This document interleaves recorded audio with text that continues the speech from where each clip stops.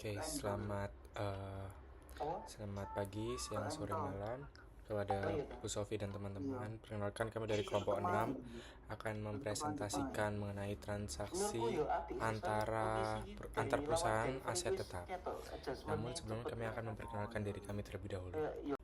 Perkenalkan, mulai dari saya sendiri adalah Firman Aksal Denata dengan NPM akhir 194, lalu ada Rivaldo Jason Ohelo dengan NPM akhir 178, kemudian ada Arya Duta Fajar Nugroha dengan NPM akhir 187, lalu ada Baginda Ulil Albab dengan NPM akhir 167, dan ada Fadel Muhammad Zidane dengan NPM akhir 180.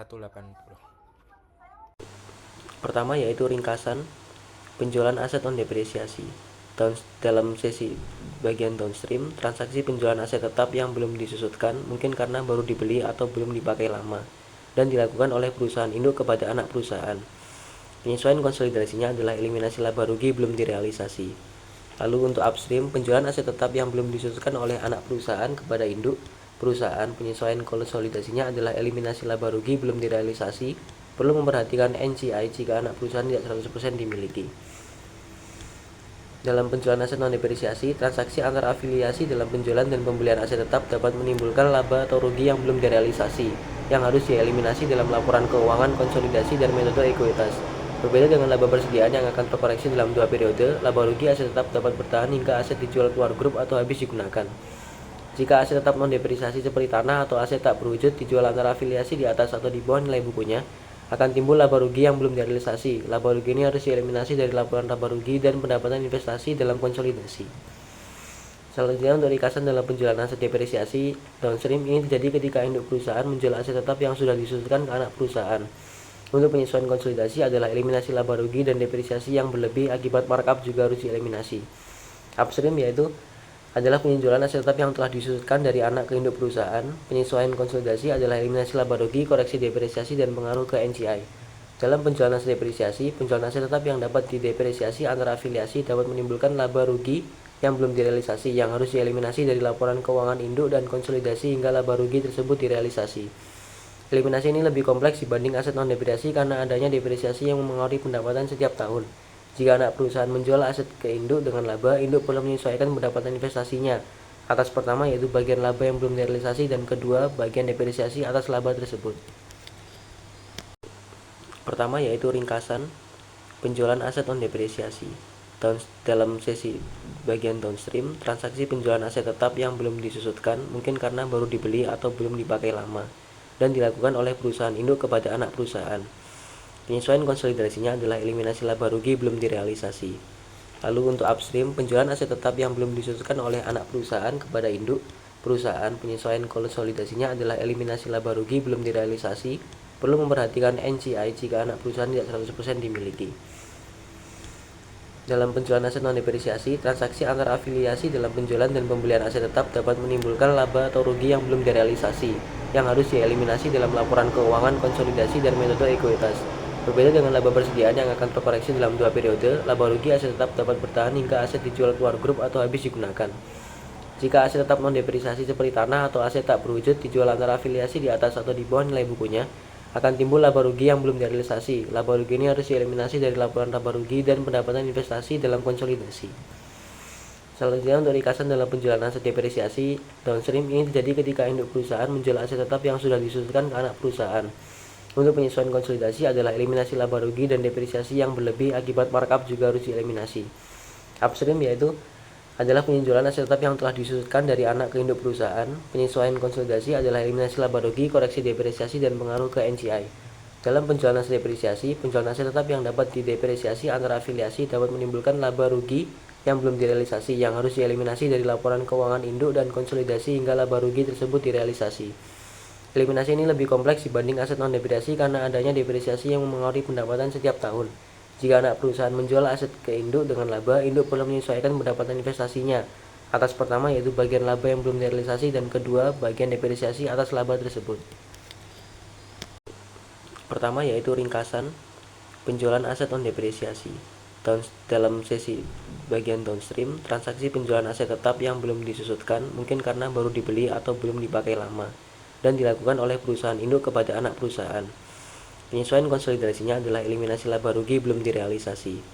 Lalu untuk upstream, penjualan aset tetap yang belum disusutkan oleh anak perusahaan kepada induk perusahaan, penyesuaian konsolidasinya adalah eliminasi laba rugi belum direalisasi.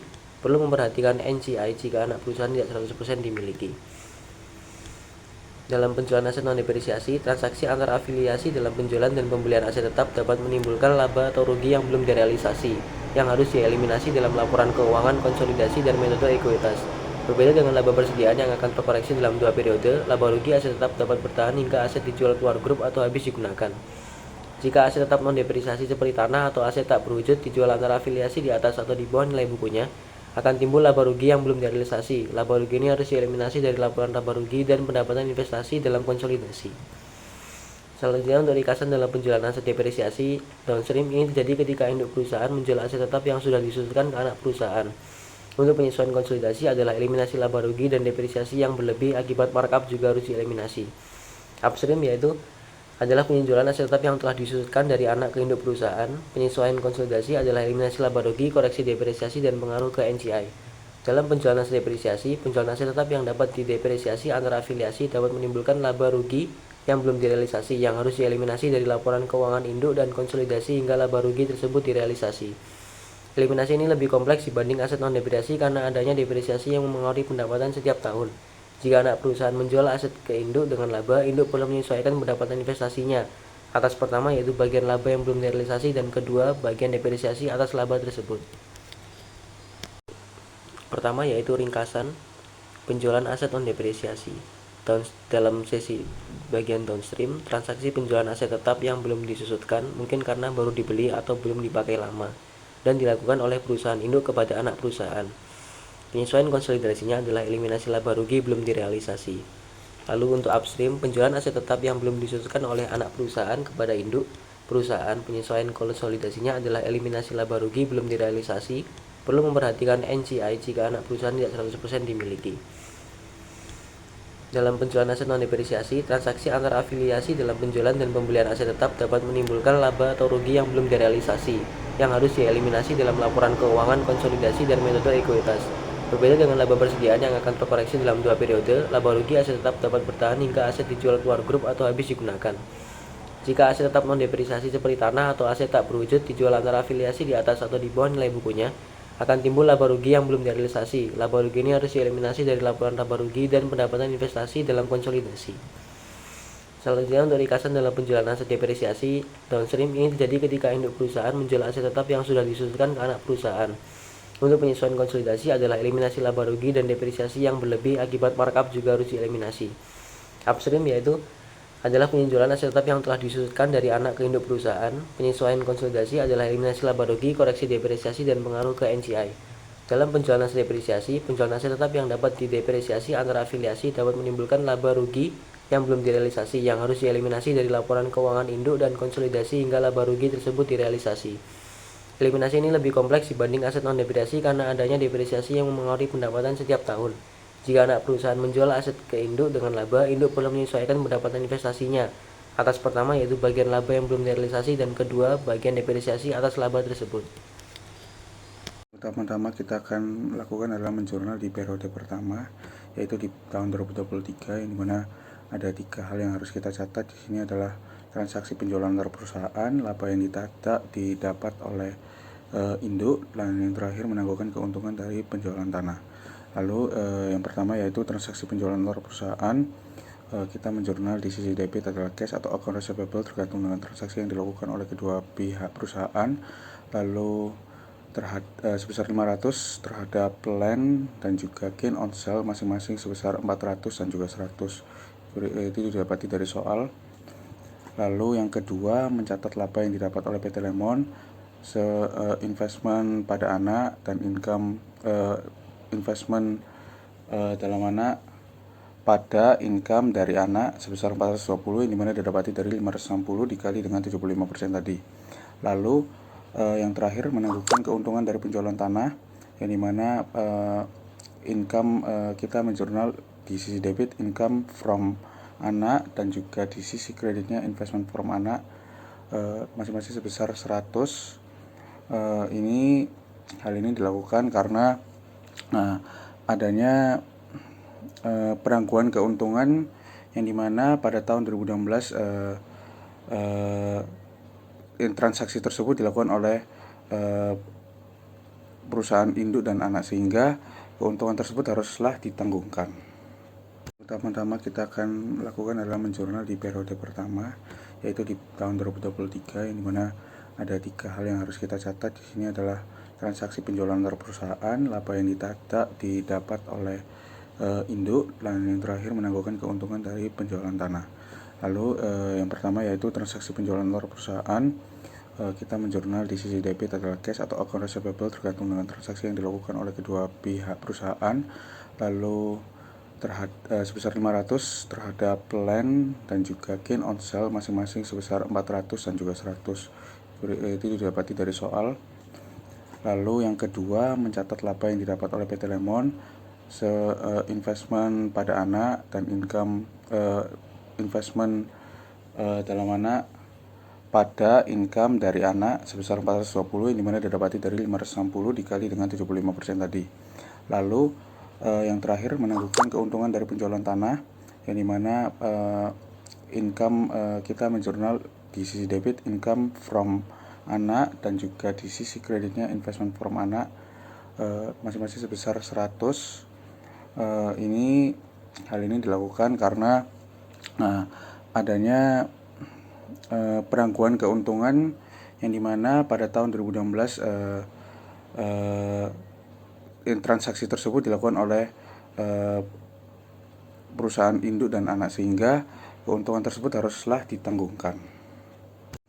Baik, hal kedua yang harus kita lakukan adalah melakukan penjurnalan eliminasi konsolidasi, yang dimana di materi sebelum atas ada beberapa hal yang harus kita eliminasi jika ada perusahaan yang melakukan konsolidasi. Nah, di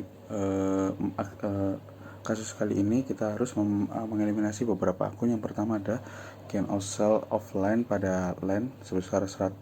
Kita dapati 100 itu dari keuntungan. Kita mengeliminasi keuntungan dari penjualan tanah yang dilakukan antara kedua pihak perusahaan. Lalu yang kedua ada income from anak terhadap investment on anak yang didapati jumlah sebesar 320. Angka 320 ini didapati dari kita lihat pada penjurnalan pertama, yang dimana mencatat laba yang didapat oleh PT Lemon sebesar 420. Nah, itu dikurangi dengan penangguhan keuntungan dari penjualan sebesar 100, sehingga didapati angka sebesar 320. Lalu NCI share terhadap NCI sebesar 140, ini dari 560 penghasilan terpisah Rivaldo di tahun 2023 kita kalikan dengan persenan NCI, yaitu sebesar 25%, maka didapati angka sebesar 140. Lalu capital stock dan return earnings di jurnal yang keempat kita dapat dari soal 740 masing-masing. Lalu investment kita dapati dari 700 ditambah 400 dikali dengan persenan PT Induk, yaitu 75%, sehingga didapati 825. Hal tersebut juga dilakukan di NCI, sehingga 700 tambah 400 dikali 25%, sehingga mendapati sebesar 275.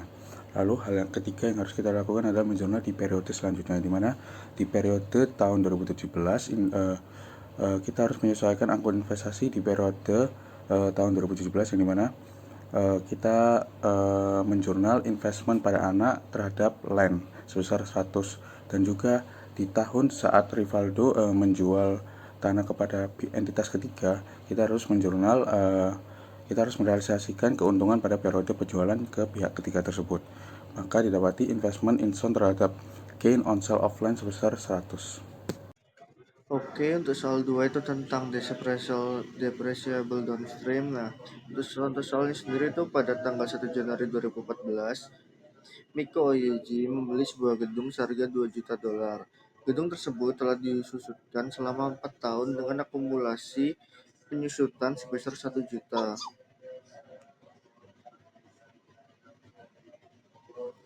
1 juta. Lalu, umur manfaat ekonomis gedung adalah 10 tahun tanpa nilai residu, dan metode penyusutan yang digunakan adalah metode garis lurus. Pada tanggal 1 Januari 2017, gedung yang dibeli Miko Oyeji tersebut dijual kembali oleh Zena Oyechi seharga 1.200.000. Atas penjualan ini, Miko Oyechi menerima setengah pembayarannya secara tunai dan sisanya akan dibayar secara kredit oleh pembeli. Selanjutnya itu ada pembahasannya. Nah, untuk pertama itu ada menghitung harga perolehan. Cara menghitung harga perolehannya yaitu diketahuinya itu ada akumulasi penyusutan selama 4 tahun yaitu 1 juta dan umur manfaatnya 10 tahun dan nilai residunya 0. Jadi untuk mencari harga perolehan tinggal 1 juta dibagi 4 tahun dikali 10 tahun untuk umur manfaatnya dan ketemunya 2.500.000. Lalu untuk yang nomor 2 itu mencatat jurnal depresiasi tahun 2014 sampai 2016. Nah, jadi itu tinggal kan penyusutan tahunannya kan dari 2.500.000 yang tadi itu dibagi 10 tahun umur manfaatnya. Ketemu 250. Jadi untuk jurnalnya yaitu beban penyusutan gedung yaitu di debit 250 dan akumulasi penyusutan gedung di kredit yaitu 250. Lalu untuk yang nomor 3 itu ada pencatat ayat jurnal penjualan. Nah, mencatat ayat jurnal penjualannya yaitu kan diketahuinya kan dibayar tunai setengah-setengah dan kredit itu 600 dan nilai bukunya kan 2.500.000 dikurangin 1 juta itu sama dengan 1.500.000. Nah, laba atau ruginya itu loss senilai 300.000. Lalu untuk jurnalnya yaitu kas piutang akumulasi penyusutan dan loss on sale gedung pada debit sebesar 600, 600, 1.300.000 dan 300.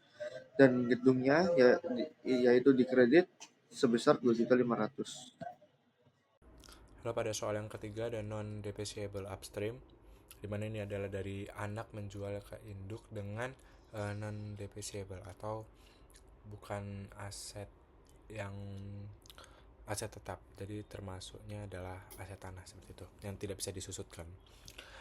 Pertama, pada tahun 2024 PT Anak melakukan anak perusahaan 80% menjual sebidang tanah ke induknya, yaitu adalah PT Induk seharga 1 miliar. Tanah tersebut dibeli PT Anak beberapa tahun lalu seharga 950 juta, sehingga terdapat laba sebesar 50 juta. Laba tersebut masuk dalam laporan laba rugi PT Anak, dan laba bersih Anak tahun 2024 adalah 100 juta. Sudah termasuk laba dari penjualan tanah. Laba bersih induk sebelum laba dari Anak adalah 200 juta rupiah. Lalu pada soal ini terdapat 3 hal yang dipertanyakan, yaitu tentukan jurnal pada akhir tahun 2024, kemudian buatlah jurnal eliminasi konsolidasi, dan buat jurnal pada tahun berikutnya. Selanjutnya akan sesi jawaban. Pada nomor 1 ditanya bahwa tuliskan jurnal pada akhir tahun 31 Desember. Jadi untuk jurnalnya sendiri adalah investment in anak dan income from anak sebesar 80 juta rupiah. Kemudian ada investment in anak dan income from anak sebesar 40 juta rupiah.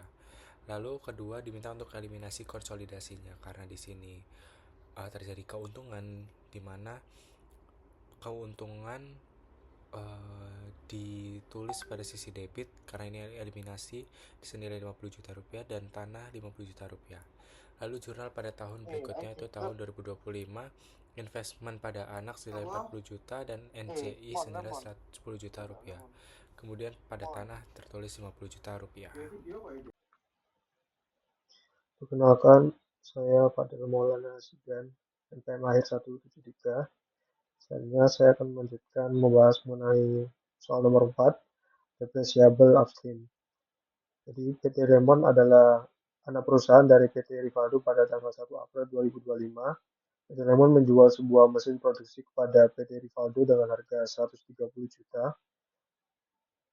Lalu mesin tersebut awalnya dibeli PT Remon seharga 160 juta. Biaya pengiriman mesin dari PT Remon ke PT Rivaldo sebesar 4 juta, mengeluarkan biaya instalasi mesin sebesar 3 juta. Sebelum mesin dapat digunakan ditanggung oleh PT Rivaldo. PT Rivaldo membayar secara tunai. Lalu untuk soal yang akan diminta, yang pertama menghitung harga perolehan mesin di PT Rivaldo setelah pembelian dari PT Lemon. Yang kedua, buatlah ayat jurnal yang diperlukan di PT Rivaldo untuk mencatat pembelian mesin tersebut pada 1 April 2025. Lalu yang ketiga, buatlah ayat jurnal di PT Lemon untuk mencatat penjualan mesin tersebut pada 1 April 2025. Dan nomor 4, hitung dan buatkan jurnal penyusunan untuk laporan keuangan yang berakhir pada 31 Desember 2025 dengan misalkan metode yang digunakan garis lurus selama 5 tahun.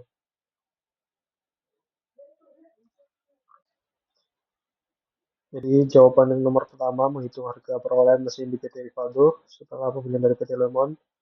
Itu ada harga beli awal 130 juta, lalu ada harga pengirimannya 4 juta, lalu ada harga instalasi 3 juta. Jadi total pembeliannya 137 juta pada mesin yang dibeli. Selanjutnya, saya akan bahas mengenai jawaban dari soal nomor 2 dan nomor 3. Nomor 2, jurnal pencatatan pembelian mesin tersebut pada 1 April 2025, dan nomor 3, jurnal pencatatan penjualan mesin tersebut pada 1 April 2025. Jadi nomor 2, jurnal pembeliannya itu machinery pada cash. Nah, ini jumlahnya 137 juta, dapat dari harga pembelian 130 juta ditambah biaya pengiriman 4 juta dan biaya instalasi 3 juta yang tidak dan mendapat total 137 juta. Lalu yang jawaban nomor 3, jurnal pencatatan penjualan pada PT Lemon ini cash loss of sale pada machinery. Jadi sebelum menjual ke PT Rivaldo, PT Lemon ini membeli mesin tersebut sebesar 160 juta dan dijual ke PT Rivaldo itu 130 juta ditambah dengan biaya pengiriman dan instalasi yang mendapat total 130 juta. Lalu karena harga pembelian dari PT Rivaldo 130 juta, maka bisa dikatakan PT Lemon mendapatkan kerugian karena dijual di bawah harga saat PT Lemon tersebut membeli mesin tersebut. Dan didapat sisanya menjadi kerugiannya sebesar 23 juta rupiah. Selanjutnya saya akan membahas jawaban soal nomor 4, menghitung dan membuat jurnal penyusutan untuk laporan keuangan yang berakhir pada 31 Desember 2025. Dengan misalkan metode yang digunakan garis lurus selama 5 tahun. Jadi di sini ada tabel yang berisikan ada harga perolehan 137 juta, itu harga beli dari mesin tersebut dengan rincian harga beli ditambah harga instalasi, lalu ditambahkan dengan harga pengiriman yang menjadi total 130 juta.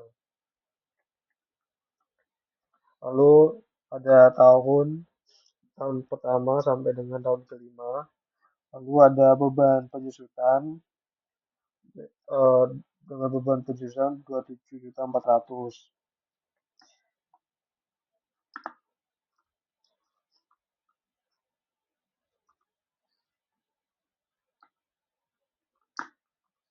Lalu ada akumulasi penyusutan dan nilai buku. Nah, ini beban penyusutan 27.400 didapat dari 137 juta itu dibagi 5 tahun. Karena kita dengan kita akan menyusutnya selama 5 tahun. Lalu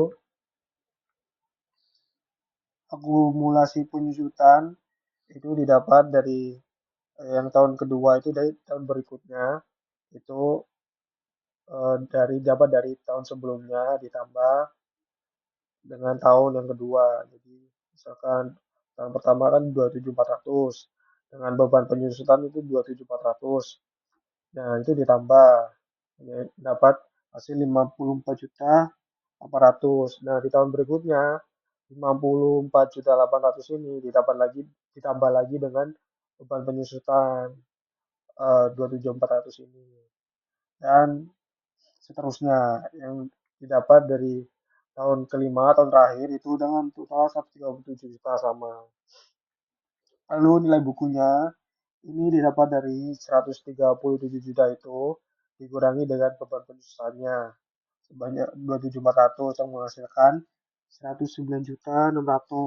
Nah, di tahun berikutnya itu eh, tahun yang pertama 109 juta itu dikurangi beban penyusutannya 27 sebesar 27.400. Jadi 109.600 dikurangi 27.400 yang menghasilkan di tahun kedua itu 82.200. Nah, di tahun berikutnya juga seterusnya sama. Yang tahun kelima dengan sebesar 0 rupiah.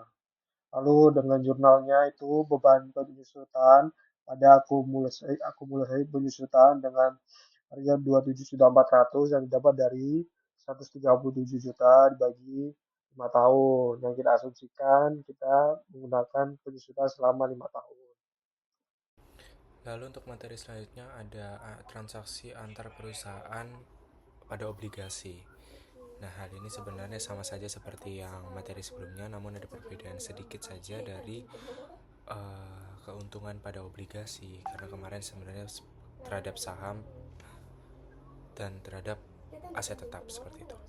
Oke, next. Selanjutnya dari pengertiannya sendiri, obligasi ini merupakan surat utang jangka panjang yang diterbitkan oleh perusahaan atau pemerintah sebagai cara untuk mendapatkan sebuah dana. Dan pihak penerbit ini biasanya berjanji untuk membayar bunga secara periodik dan melunasi pokok utang yang berupa nilai nominal pada saat jatuh tempo. Karakteristiknya sendiri yaitu ada nilai nominal yang dimana jumlah pokok yang akan dibayar pada saat jatuh tempo dan tingkat bunga kupon dimana presentasi bunga yang dibayarkan secara berkala. Kemudian ada harga jual obligasi yang biasanya di atas premium ya, di bawah diskonto atau sama dengan nilai nominal, dan jatuh tempo dimana tanggal saat nilai nominal harus dibayar kembali. Lalu terdapat jenis-jenis obligasi. Di sini terdapat 3 yang kami dapatkan dari sumber, di mana ada obligasi dengan bunga tetap dan variabel, kemudian ada obligasi konversi yang biasanya dikonversi menjadi saham, dan obligasi tanpa bunga. Kemudian dalam pencatatan akuntansi obligasi, ini ada 2 metode, yaitu garis lurus yang kita biasanya dibagi secara per tahun dan dengan jumlah nominal yang sama. Kemudian ada metode suku bunga efektif, yang dimana ini menyesuaikan beban bunga berdasarkan nilai tercatat obligasi dan tingkat bunga pasar. Lalu dalam penyajian dalam laporan keuangan, ini sama seperti yang pernah dipaparkan pada materi sebelumnya, di mana ada diskonto dan premium yang disajikan sebagai penyesuaian terhadap nilai obligasi dalam neraca, dan beban bunga dilaporkan dalam laporan laba rugi. Lalu kita kembali lagi ke PT PAM, di mana ini sifatnya upstream, anak perusahaan memperoleh obligasi induk. Jadi PAM memiliki 70% saham SAN yang diakuisisi pada nilai buku, soalnya sama seperti yang minggu lalu. Pendapatan bersih SAN pada tahun 2010 adalah $220, dan pada 1 Januari PAM memiliki obligasi senilai $10.000 yang beredar dengan premi yang belum diamortisasi sebesar 100 US dollar. Dengan jatuh tempo 5 tahun dan amortisasi secara garis lurus, dan bunga sebesar 10% dibayarkan secara setengah tahun, yang dimana kalau misalnya setahun itu 20%.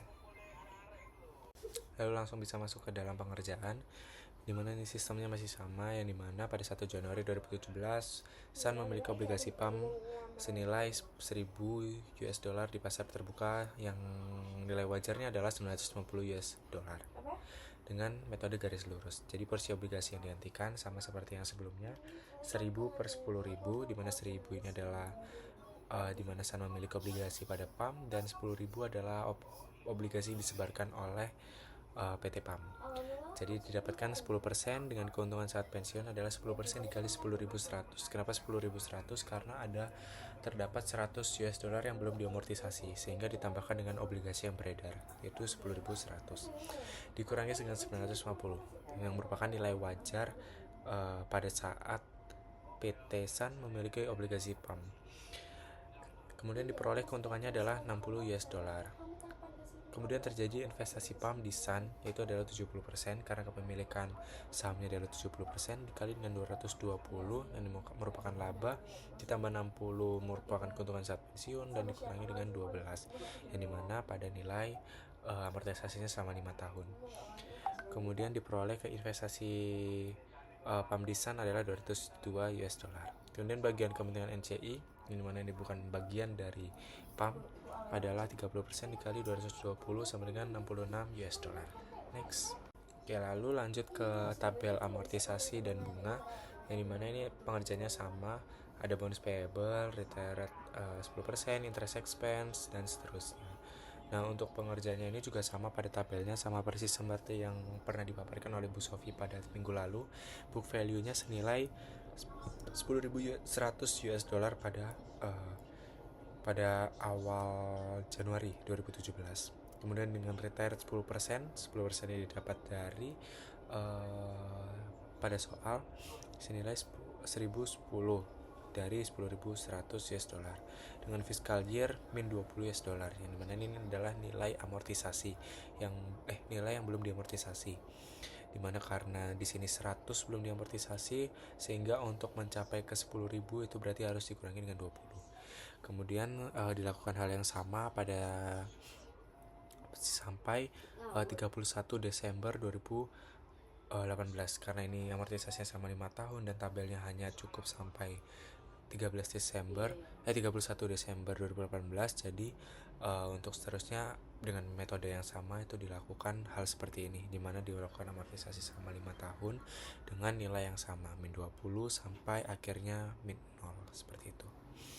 Sehingga diperoleh pada hal ini book value-nya adalah 10.060 dan 1.006 untuk retired 10%, dan investment in bonds-nya adalah 970 US dollar. Kemudian untuk interest expense-nya adalah 980 US dollar dan interest income-nya adalah 110 US dollar. Nah, karena pada hal ini kita perlu tahu bahwa pada akhir 2017 itu yang ditanyakan. Jadi pada akhir 2017 yang diperoleh adalah 10.080 untuk bonds payable, dan tapi yang dicatat adalah retired 10% 1.008 US dollar dengan interest expense 980 US dollar dan interest income-nya adalah 110 US dollar dengan investment in bonds adalah 960 US dollar. Lalu kita masuk ke dalam penjurnalan pada akhir tahun 2017, yang dimana bonds payable di sini adalah 1.008 US dollar seperti yang sudah dipaparkan tadi. Kemudian investment in bonds ada 960 US dollar. Kemudian ada keuntungan karena dia mengalami keuntungan senilai 48 US dollar. Kemudian interest income-nya adalah 110 US dollar, interest expense-nya adalah 98 US dollar, dan gain on retirement of bonds, dimana ini adalah keuntungan senilai 12 US dollar. Sebenarnya untuk keuntungannya bisa dicatat juga senilai 60 US dollar, tapi kalau mau dicatat 2 kali juga tidak masalah karena memiliki akun yang sama. Interest payable-nya adalah 50 US dollar dan interest receivable-nya adalah 50 US dollar. Jadi pada tanggal 1 Januari 2017 itu awalnya kan 1.010 US dollar, 950 US dollar pada investment in bonds dan keuntungannya senilai 60 US dollar. Namun pada akhir 2017 bonds payable-nya adalah 1.008 US dollar, seperti itu. Terjadi amortisasi pada akhir tahun. Oke, selanjutnya akan dijelaskan oleh rekan saya mengenai pembahasan soal. Selanjutnya soal 1 ini yaitu Dollar Bird Corporation menerbitkan 5.000 obligasi dengan nilai nominal 1.000 dolar dan kupon 12% pada tanggal 1 Januari 2024. Bunga dibayarkan setiap tanggal 1 Januari dan 1 Juli setiap tahun. Obligasi akan jatuh tempo pada tanggal 1 Januari 2009. Pada tanggal 1 Januari 2026, Benz Corporation adalah perusahaan yang memiliki 80% oleh Dollar Bird membeli 3.000 obligasi tersebut di pasar terbuka dengan harga 1.015 dolar. Laba bersih terpisah Dollar Bird untuk tahun 2026 sudah mencakup beban bunga tahunan dari seluruh 3.000 obligasi tersebut. Laba bersih terpisah Benz adalah 300.000 dolar yang sudah mencakup bunga obligasi yang diterima pada 1 Juli serta akruan pendapatan bunga yang diperoleh pada 31 Desember. Oke, untuk menjawab jawaban nomor 1, berapa jumlah laba atau rugi dari pembelian obligasi Dollar Bird secara antar perusahaan pada tanggal 1 Januari 2026? Yaitu jawabannya adalah dengan porsi sebesar 60%, rugi dari perhitungan rugi 60% dikali 5 juta dikurangi 3.000 kali 1.015, yaitu sebesar rugi minus 45.000. Untuk jawaban nomor 2, jika obligasi awalnya diterbitkan pada 1.006 dan 80% dari obligasi dibeli oleh Branch pada tanggal 1 Januari 2027 dengan harga 980, maka laba atau rugi dari pembelian antara perusahaan tersebut adalah sebesar 104.000 dari perhitungan porsi 80% dengan membeli obligasi 4.000 yang menghasilkan laba dari perhitungan 80% kali 5.000 kali 1.006 dikurangi 4.000 kali 980. Lalu untuk jawaban nomor 3, jika obligasi awalnya diterbitkan pada 1030 dan 70% dari obligasi tersebut dibeli pada tanggal 1 Januari 2028 dengan harga 1040, maka laba atau rugi konstruktif dari pembelian tersebut adalah sebesar rugi minus 35.000 dari perhitungan porsi 70% membeli obligasi 3.500. Lalu untuk nomor 4, menggunakan informasi awal berapa jumlah beban bunga konsolidasian untuk tahun 2026. Untuk 2006 yaitu total jumlah beban bunga konsolidasi adalah 240.000 dari perhitungan total beban bunga dolar bird seluruhnya 600.000 dan bagian yang dieliminasi 360.000. Lalu yang terakhir untuk nomor 5, menggunakan informasi awal berapa saldo untuk akun obligasi yang harus dibayar dan bunga obligasi yang masih harus dibayar dalam neraca konsolidasi per tanggal 31 Desember 2027, yaitu sebesar bonds interest payable sebesar 120.000 dari perhitungan bonds payable 2.000 kali 1.000 yang menghasilkan 2 juta dikali 1.000 dikali 12% dikali 6/12. Masuk pada soal kedua, Revolve Owl INC memiliki obligasi yang beredar sebesar 800.000 dengan tingkat bunga sebesar 10% yang sudah jatuh tempo pada 1 Januari 2020 dan memiliki diskonto yang belum diamortisasi sebesar 16.000 per tanggal 1 Januari 2026. Bird Corporation adalah anak perusahaan yang dimiliki oleh 90% oleh Rufus, yang dimana pada tanggal 1 Januari 2026 Bird membeli obligasi Rufus dengan nilai nominal sebesar 160.000 dari obligasi yang masih beredar dengan harga sebesar 152.000. Obligasi ini membayarkan bunga pada tanggal 1 Januari dan 1 Juli serta jatuh tempo pada tanggal 1 Januari 2029. Metode amortisasi garis lurus atau straight line amortization digunakan. Maka yang ditanyakan adalah yang pertama, pembelian obligasi laporan laba rugi konsolidasi dari rumus dari Rufus Owl Corporation dan anak perusahaannya tahun 2026 menunjukkan laba atau rugi sebesar. Lalu yang kedua, piutang bunga obligasi bond interest receivable untuk tahun 2026 dari obligasi Owl yang tercatat di pembukuan Bird sebesar. Dan yang terakhir, buatlah jurnal untuk seluruh transaksi beserta neraca konsolidasinya. Kita masuk ke soal 2. Di pertanyaan yang pertama ditanyakan bahwa apakah pembelian obligasi yang terjadi pada tahun 2026 menunjukkan laba atau rugi. Nah, pertama-tama sebelum kita mengetahui pembelian obligasi tersebut laba atau rugi, kita harus cari tahu dulu porsinya, porsi obligasi yang diberhentikan terlebih dahulu. Nah, angka dari porsi obligasi kita dapati dari pembagian obligasi yang dibeli oleh Bird sebesar 160.000 dibagi dengan obligasi yang diedarkan oleh Rufus Owl sebesar 800.000. Maka didapati porsi sebesar 20%. Lalu untuk kita mengetahui laba atau ruginya, kita kalikan 20% tadi dengan 800.000 yang adalah obligasi yang beredar dikurangi dengan 152.000 yang adalah pembelian yang dilakukan oleh Bird sebesar 152.000, maka didapati hasil sebesar 8.000. Lalu di soal yang kedua ditanyakan piutang bunga obligasi untuk tahun 2026 dari obligasi awal yang tercatat di pembukuan Bird. Maka kita dapati perhitungannya adalah didapati pendapatan bunga sebesar 15.600, yaitu itu 1 tahunnya. Jadi jika setengah tahun itu sebesar 7.800. Selanjutnya saya Fadel Maulana Zidan PMAS 173 akan menjelaskan mengenai jawaban dari soal nomor 2 bagian nomor 3 yang mengenai tabel amortisasi dan jurnal 2026 dan jurnal 2029.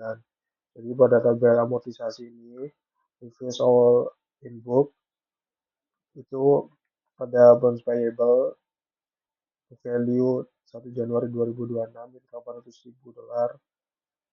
Lalu habis itu dikurangi pada 2026 ini 4.000 minus 4.000 dari 20.000 dibagi 5. Dibagi 5 karena 5 tahun. Habis itu book value pada akhir Desember 31 Desember 2026 itu menjadi 796.000 dari 800.000 dikurangi 4.000. Lalu selama 2027 juga dipotong juga menghasilkan akhir tahun 2027 792.000. Lalu 2028 juga seperti itu dikurangi 4.000 menjadi 88. Dan juga pada tahun 2029 784 itu juga dari tahun 2028 tahun sebelumnya itu total tahun sebelumnya dikurangi 4.000 lagi jadi 788.000 2028 dikurangi 4.000 menghasilkan 784.000 pada tahun 2029 pada akhir tahun 31 Desember 2029. Lalu retire-nya 20% itu menghasilkan pada 2029 156.800 dari jumlah bonds payable-nya 20%-nya. Lalu interest expense pada reverse all in book pada 2026 76.000 ini 800.000 dikali 5%, habis itu dikali 2, habis itu ditambah lalu dikurangi 4.000 ini yang potongan bonds payable-nya menghasilkan 76.000. Kalau 20%-nya retire 20% menjadi 15.200. Lalu pada corporation books investment in bonds pada 1 Januari 2026 152.000. Lalu 2.000 ini tambah 2.000 ini dari 10.000 bagi 5 itu menghasilkan pada akhir Desember akhir tahun 2026 154.000 dari 152.000 tambah 2.000. Lalu pada tahun-tahun berikutnya juga seperti itu ditambah 2.000 jadi sampai 2029 menghasilkan dari yang tahun sebelumnya 2028 itu 158.000 ditambah 2.000 menghasilkan 162.000 di tahun 2029. Lalu interest income-nya pada 2026 di corporation book itu 15.600. Lalu pada selanjutnya saya akan menjelaskan pada jurnal 2026 bonds payable-nya 160.000 dari tabel di atas amortisasi 2026 bonds payable. Lalu pada investment in bonds 152.000 tahun 2026 ini juga di tabel amortisasi. Jadi keuntungan gains on retirement of bond-nya itu 8.000 dari 160.000 dikurangi 152.000. Lalu jurnal berikutnya interest income pada interest expense dan gain on retirement of bonds. Interest income-nya 15.600 dari tabel di atas. Habis itu interest expense-nya dari tabel di atas juga 15.200 jadi gain on retirement of bonds-nya 400 dari 15.600 kurangi 15.200. Terus selanjutnya jurnalnya interest payable pada interest receivable 8.000. Oh, jurnal 2029-nya juga dari tabel amortisasi di atas. Itu bonds payable 156.800 dan interest income 15.600, investment in bond corporation 2.800 pada investment in bonds dan interest expense investment in bonds 160.000, interest expense 15.200. Terus interest payable pada interest receivable sama 8.000. Dan dari presentasi kami kurang lebihnya mohon maaf. Assalamualaikum warahmatullahi wabarakatuh. Baiklah, sekian presentasi dari kami. Mohon maaf jika apabila dalam penyampaian kami selama presentasi kurang mengenakan dalam hati teman-teman dan Bu Sofi, kami dari kelompok 6 pamit undur diri. Sebelumnya mohon maaf karena kita di sini juga belajar sama-sama, jadi mohon maaf jika apabila terjadi kesalahan dalam pemahaman kami. Terima kasih semuanya.